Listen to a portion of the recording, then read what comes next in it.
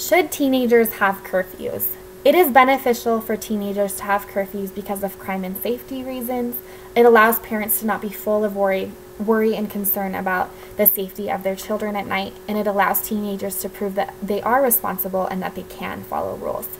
Hanging out with friends on a Friday night, eating ice cream, watching movies on a double date, ice skating, late night girl talks are some of the best ways that I have spent my weekend nights.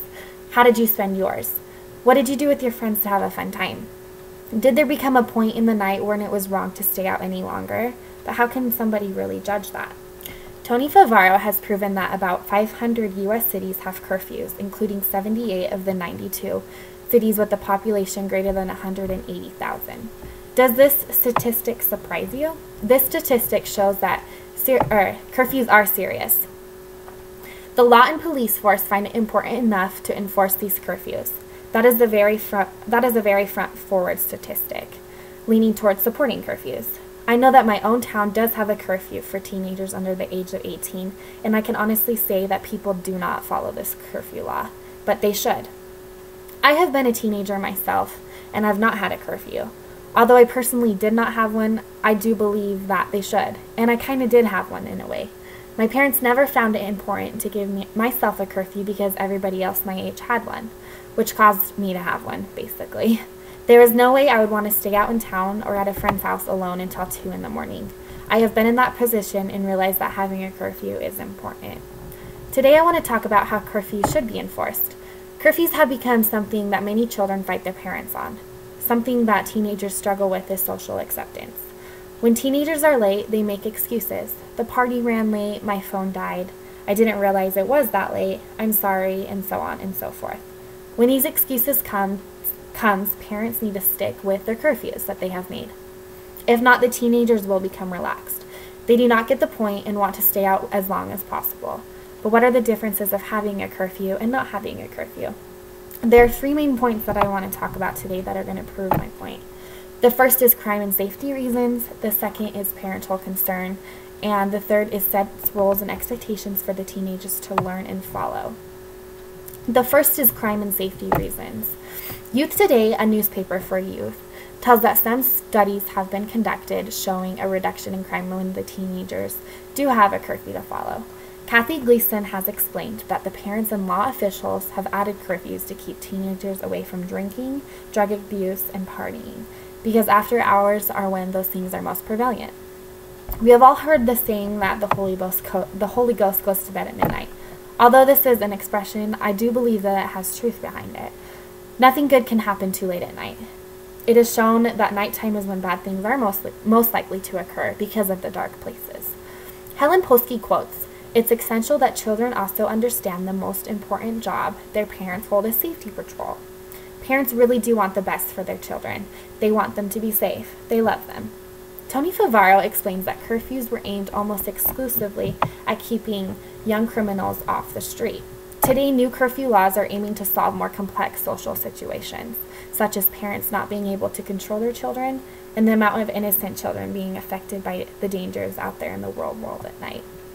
He went on to quote that cities with the most effective curfews, such as Minneapolis, Minnesota, do not deliver merely punitive consequences to children, but connect them to counseling, social, and different programs. They offer mentoring and positive adult role models and leadership in schools and neighborhoods. They establish good communication between police, parents, schools, social agencies, and youth. Curfews, in other words, are one part of a comprehensive safety net for children and families. There is a much larger part in having a curfew than one would first think of. Cities are using the resources to help the children and help them to understand to ultimately keep them safe. My second point is parental concern. Kathy Gleason went on to explain this issue. Having a curfew for your teenager shows that you are concerned for them and that you really do care for them.